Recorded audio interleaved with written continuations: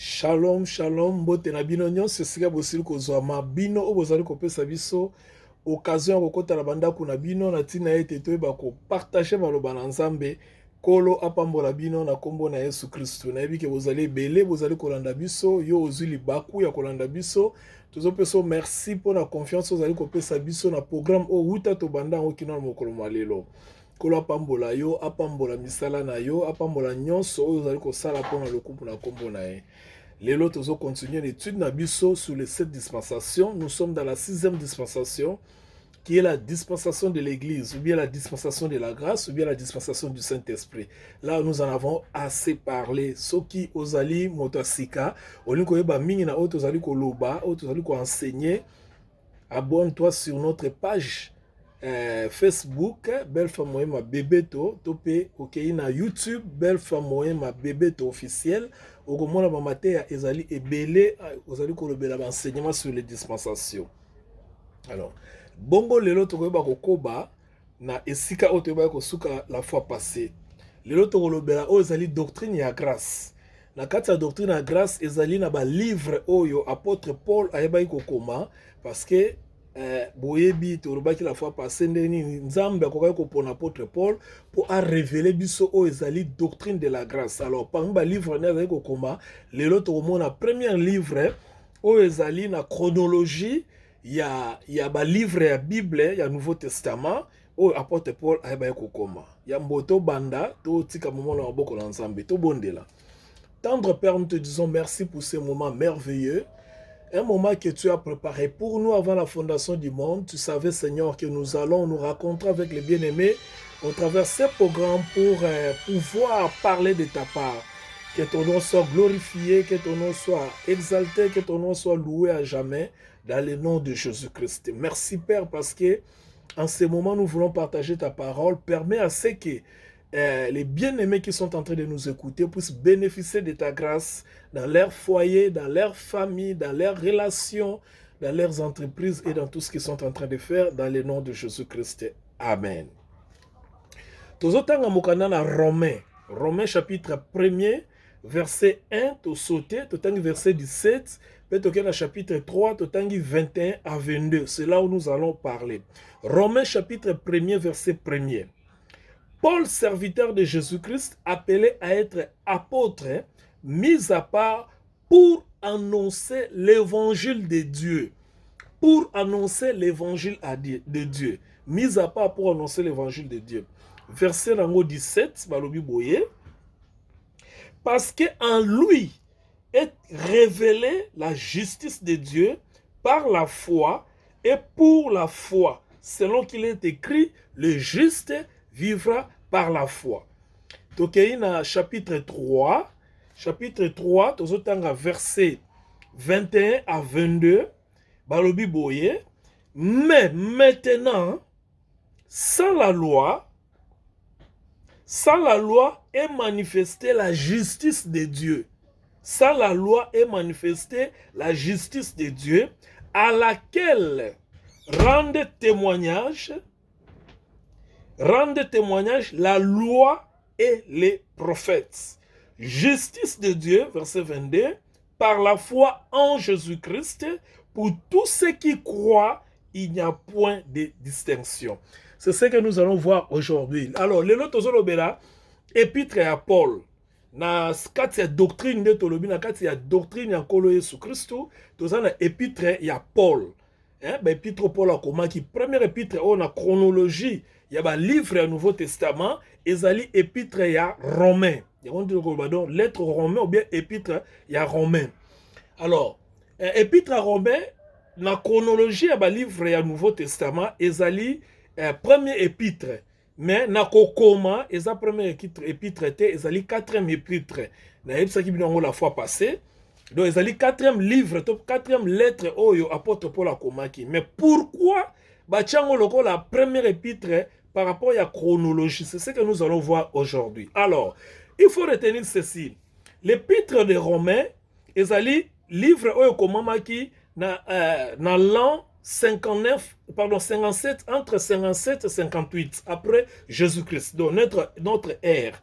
na ba terme anglais to benga AD, c'est-à-dire ba année o e précédaka biso lelo to na l'an 2000 ans to na l'an 2000 2023 mais yango komamaka na l'an 57 donc presque 2000 ans déjà eleki banda bakomaki livre oyo ya épître romain nani akomaki yango auteur na toyebi ezali apôtre Paul.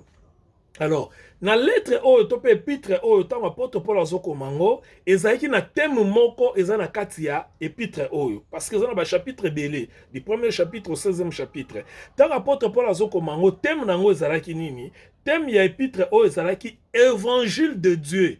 Yango mo totangi yango na Romains chapitre 1er verset 1er, c'est-à-dire au-delà ya nyonso oyo et apôtre Paul akoka kokoma to pe o Yesu Kristo ba disciple musu ba komaki lokola ba Jean, ba Matthieu, ba Marc, ba Jacques, ba Pierre, ba nani bango nyonso komaki évangile par exemple selon Marc, selon Matthieu, selon Luc, selon Jean, mais évangile oyo mokanda na Romain ba bengi yango évangile de Dieu.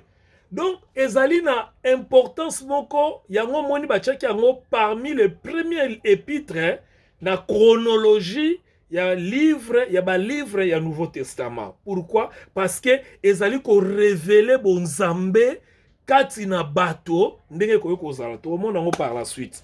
D'abord c'est ce que vous devez retenir. Et comment ki tango Paul azali na Corinthe lors de son troisième voyage missionnaire na mboka Corinthe rotanga ona mokanda ya 2 Corinthiens chapitre 13 verset 1 dans azokomo bien na Actes des Apôtres chapitre 20 verset 2 donc tant azokomo mokanda azalaki na Rome te azalaki na Corinthe mais azokomo mokanda po tindela bandeko o bazaki bandimi na mboka ya Rome yango ba bengi yango épître aux Romains.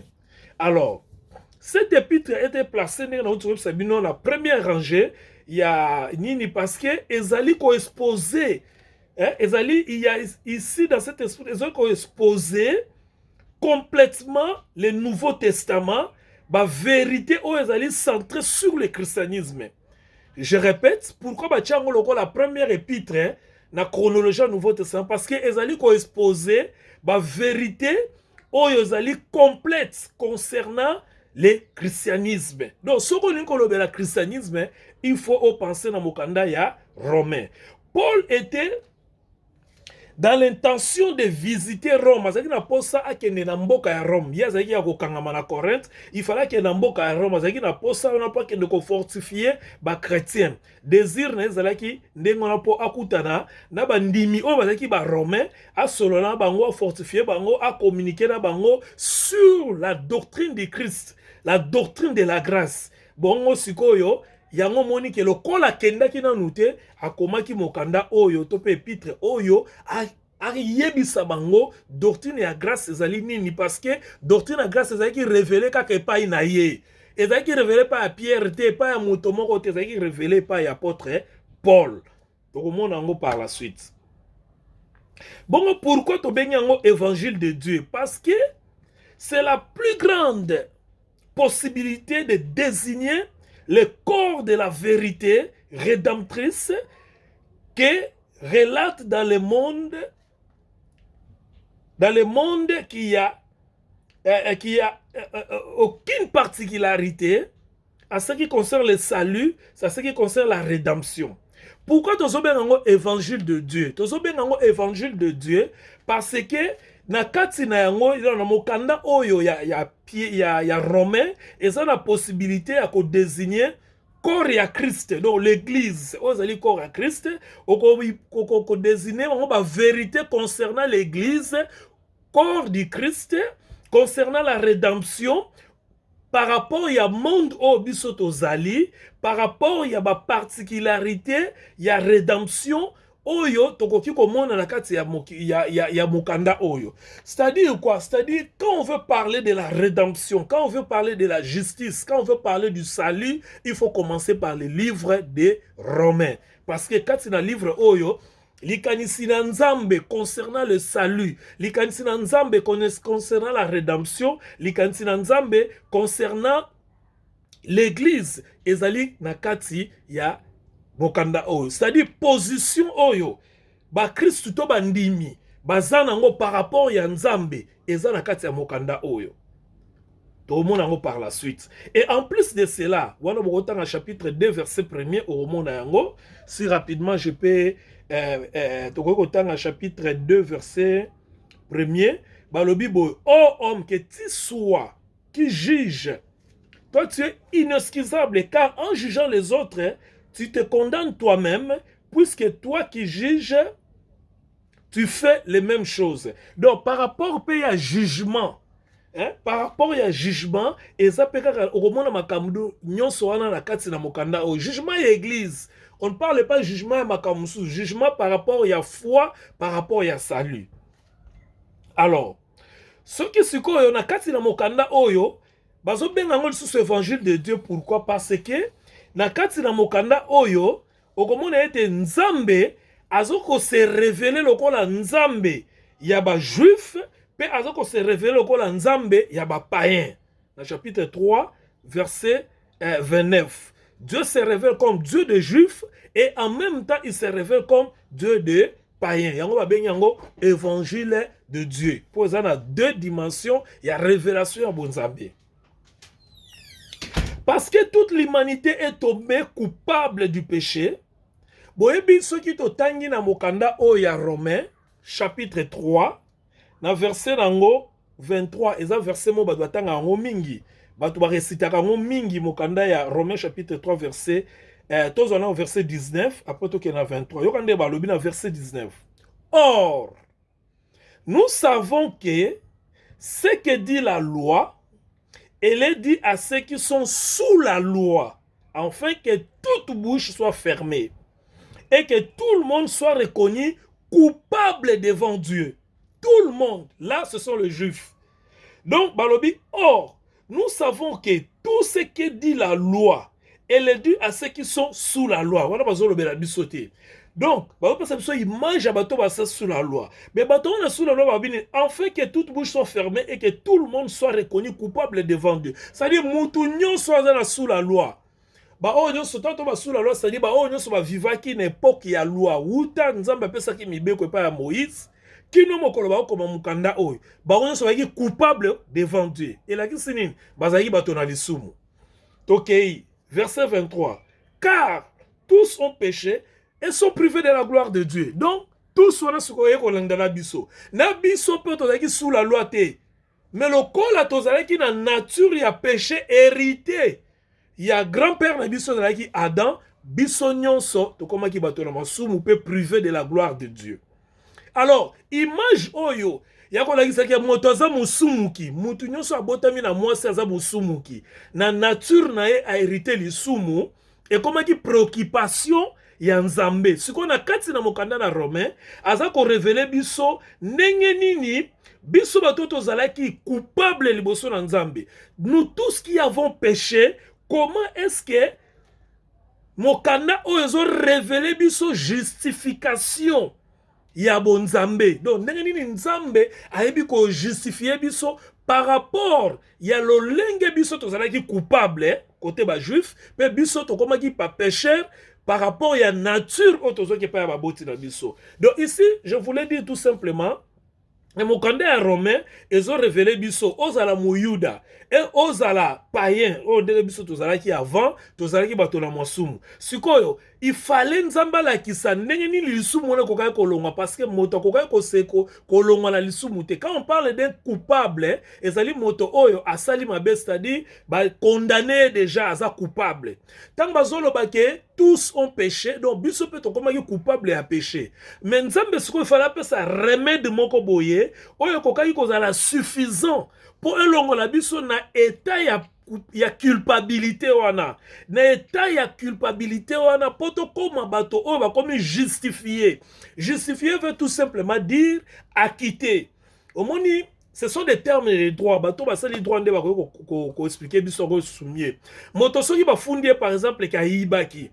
Tant ba pesi ba preuve ka yibaki, ba ozo moto wana par exemple ba condamné ba lobi bon, akene na prison au sala 5 ans po ayibaki. Si manango soki ba eko mona ete moto mosusu pe ayibaki, mais ba preuve ezate moto wana ba okanga ete. Kasi oyo ba tie 5 ans na prison, po abima na prison, na condamnation wana na Satan solo bakatelaki ye ezosenga ba justifier, c'est-à-dire bakendaka na babengi appel. Na appel bakotala belema mususu bamonike non muto to condamnaki ye mabe to bakopesa ye to justifier ye. Yango babenga na terme juridique babenga yango ko acquitter, c'est-à-dire balongoli moto parce que baye komona ete pai na moto wana makambo bazalaki ko accuser ye ezali lolenge wana te. Mais kasi ko ya livre ya Romain ezolakisa biso ke biso tozalaki ba pécheur ba coupable, mais il a fallu maintenant ba justifier biso, nzamba justifier biso. Mais pour justifier biso salaki nini? Le Seigneur ayebaki kosala ete azwa mwana na ye moko oyo azalaki na ye a payer le prix pour la culpabilité na biso. Comme ça, biso to koma sikoyo justifié par rapport ya oyo mwana na ye a payé la place de biso. Et ça lokolo za la prison mutu moko le bon, prison na bakatela ki 5 ans, 5 ans na ye alobi bon nga na ye na nga na 5 ans na somba 5 ans na ye. Ça coûte combien? Bon bi à 5 ans na ye po oso bango, il faut bakata par exemple loboko. Alobi d'accord, bokatanga loboko. Tant bakati loboko malamoko yo okomi libre po moto wana pesi loboko na ye bakata. Misusu za rappel bon nga nazo somba 5 ans na ye combien? Oh 1 million de dollars par exemple. Je donne seulement un exemple.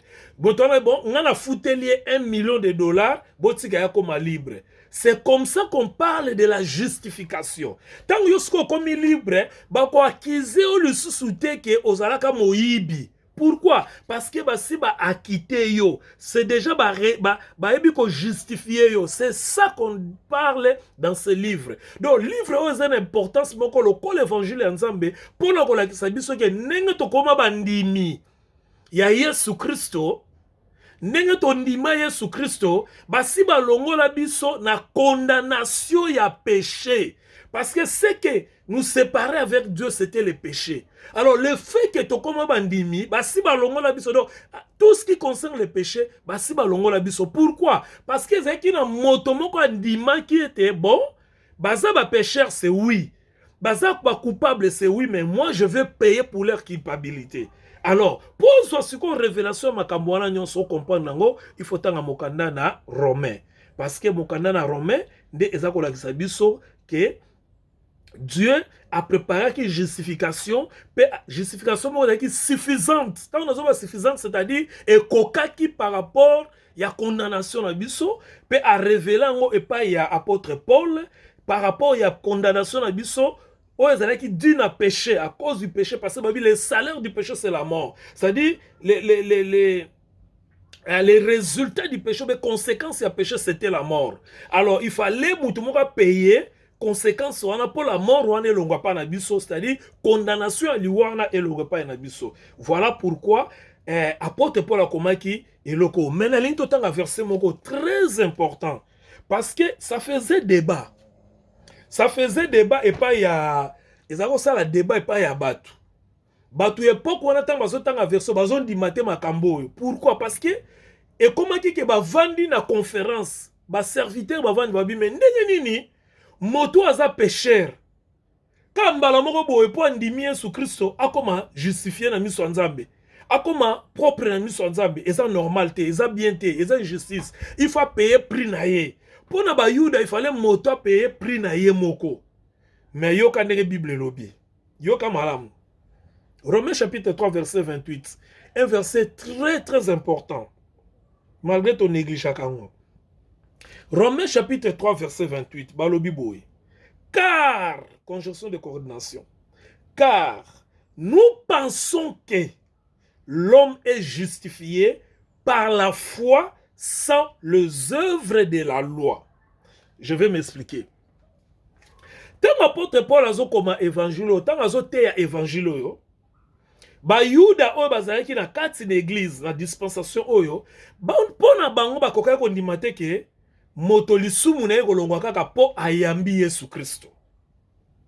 Masumu na ye kolimbisa makaka po ayambi Yesu Kristo. Pona ba yuda bazala komona ke banda bokoko na biso.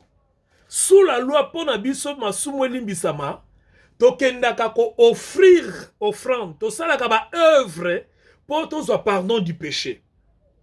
Mais apôtre Paul a dit que le fait que ba paye bandimi Yesu mbala moko masumu na bango elimbisami. Ba yuda bazaki d'accord te. Alors il fallait ba vendre, ba sola, ba discuter.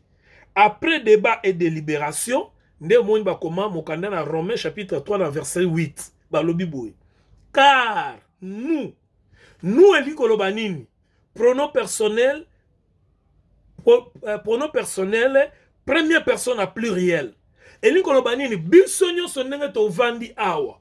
Na bino ba yuda, na ba païen, na ngamutu na opesa bino révélation awa. Nous pensons que, donc biso nyonso, nous pensons que l'homme est justifié par la foi. Donc ezali soute likambo ya ba œuvre. Ezali soute que pesa offrande. Ezali soute que kende jeûne aux prières.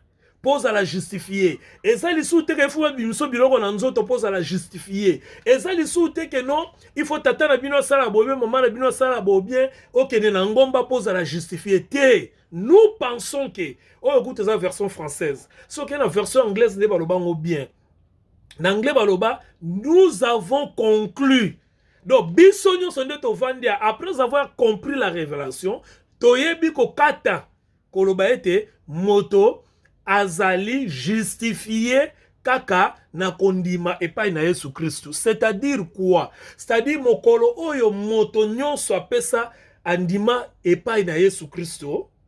Yeba te mokolo wana condamnation nyonso ezalaki ya lisumu ya nature na yo na masumu ezalaki kosala esili kokatana esili kosala. Donc nzambe ayebi ko justifie yo. Ndenge na pesa ki exemple eza lokolo ezalaki na prison mais bandaka mokolo ndimaki ke no moto wana pesa loboko ne bakata yango mbala moko yo okomi libre obimi na prison ba komi mokanda ba justifier que monsieur XY azali sous prisonnier te ba charge nyonso zaki likolo na ye ekoi likolo mutu wana. Donc ba charge nyonso zaki likolo na biso par rapport à culpabilité à péché. Péché par nature et péché par l'exact. Mukoloka to yambeki Yesu Christo nzamba tali ke ozali sous moto na lisumu te, ozali sous moto na condamnation te, ozali sous coupable te, mais okomi justifié. Et cela se fait seulement par la foi. Car nous pensons que l'homme est justifié par la foi. Romains chapitre 8 et chapitre 3, verset 28. Car nous pensons que l'homme est justifié par la foi, par des jeûnes, par des prières, par des retraites, par les offrandes, par les sacrifices, par les prophéties. L'homme est justifié par la foi. Romains chapitre 3, verset 28. Kanga verset o tambola orango et komatsa kondima na yo. Sans les œuvres de la loi, l'homme est justifié par la foi sans les œuvres de la loi. Donc, pona moto alongwa na monde ya lisumu ezosenga nango kaka kondima epai na Yesu Christ. Yango tolobaka ete Jésus Christ est la réponse à notre problème du péché et la réponse aussi au problème de l'humanité qui est le péché.